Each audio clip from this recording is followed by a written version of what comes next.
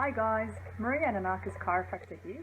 In today's video, we're going to talk about how to minimize tiredness and improve our quality of sleep during our quarantine period. Now, most of you are still seeking chiropractic care during COVID-19, which is great. But one thing I'm noticing, one common trend, not only in adults but also in children, a lot of people are mentioning that they're noticing that they're more tired and that their quality of sleep has been reduced. And I put it down to more that we've changed our routine lately, and for some of us we don't have a routine as a result of either homeschooling or working from home. Some people have also mentioned that even though they are working from home, they're putting in more hours than they normally would have if they were to have been in the office, and they're actually in fact taking less regular breaks than they would have if they were to be in their normal work environment. So in today's video, I'm going to offer you 3 tips which can help to potentially minimize fatigue during the day and hopefully improve your quality of sleep. Now, tip number 1 is set a routine. Now, prior to COVID-19, we all had some sort of a routine. We'd wake up at a certain time, we'd eat our breakfast, go to work by 9 o'clock, say, and we'd finish up by about 5. Same thing with kids. They'd wake up at a particular time, they'd have their breakfast after school, then they come back, they might have some after school activities, but we all had some sort of a routine. So why not set up a routine? Set up a time in the morning where you're up at exactly the same time, particularly on days that you are going to be working. Set up that time, have your breakfast, put yourself in a room or wherever it is that you're doing a lot of your work, and aim to be there by a certain time and finish up at a certain time. Obviously every work is different and everybody is different. Some people are having to work longer hours, fair enough, but the idea is to just set that schedule. Same thing with your kids, get them up same time as they would normally if they were to be at school or thereabouts.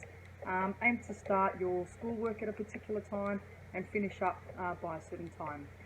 So by having a consistent schedule, you may even find that'll help to reduce your tiredness and improve your sleep. Now, tip number 2 is take regular breaks. Now, we all have lunch breaks at work or at school. We all have, 5 minutes where we might need to just collect our thoughts or go outside for a walk or get moving.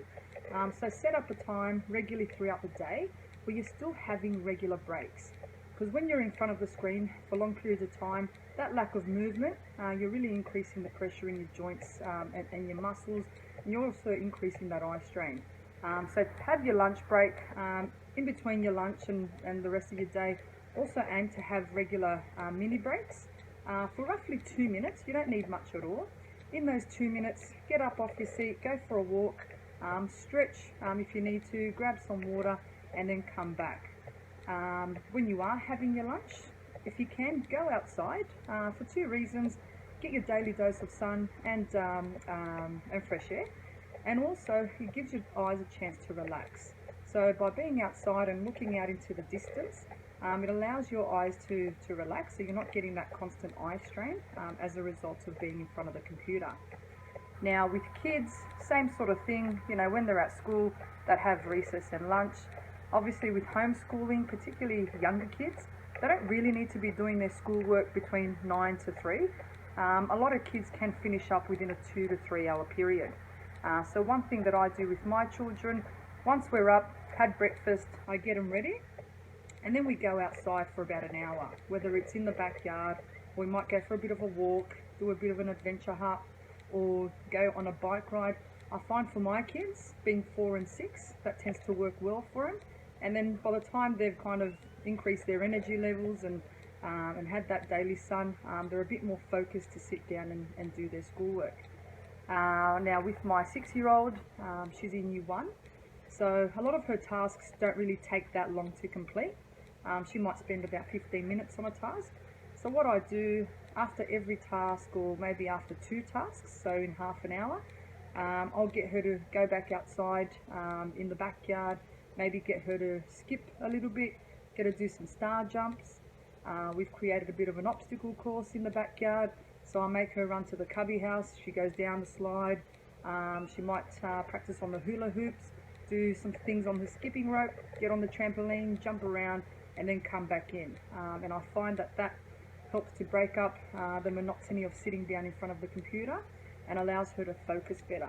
So see what works well for you, see what works for your family and your children. Break up the day and you'll find that you probably can focus better, which makes your work and your kids' schoolwork a lot more productive as well. Now, tip number 3 is minimize all blue light exposure for at least half an hour before bedtime. Now, your TV, your laptops, your phones, your iPad, they all give off blue light. And blue light actually helps to suppress the release of melatonin. And you need the melatonin to be able to get or switch off at night and go to sleep, but also to get a better quality of sleep. So if you're finding that you're working long hours, don't finish up at 9 and jump straight to bed. Also, don't finish your work and then, jump in front of the TV. Because of that constant screen time, and then you're jumping onto the TV at the end of the day, it doesn't allow your body to switch off when it's time to go to bed. Same thing with kids, they're spending a bit of time on their iPads or laptops doing their schoolwork. Try to minimize blue light exposure throughout the day, and also minimize it for at least 30 minutes. I prefer roughly half an hour, just so that it gives their brains a chance to relax. So it helps them to calm down, get to sleep, and also to improve the quality of their sleep as well. So there you have it, 3 tips. I hope they help. I hope it does help to improve your energy levels and get you a better night's sleep. If you did find this video quite useful, feel free to share it with your family and friends or people that you think might benefit. And if you'd like more information on how chiropractic care can help you and your family, visit our website, which is listed below. Thank you.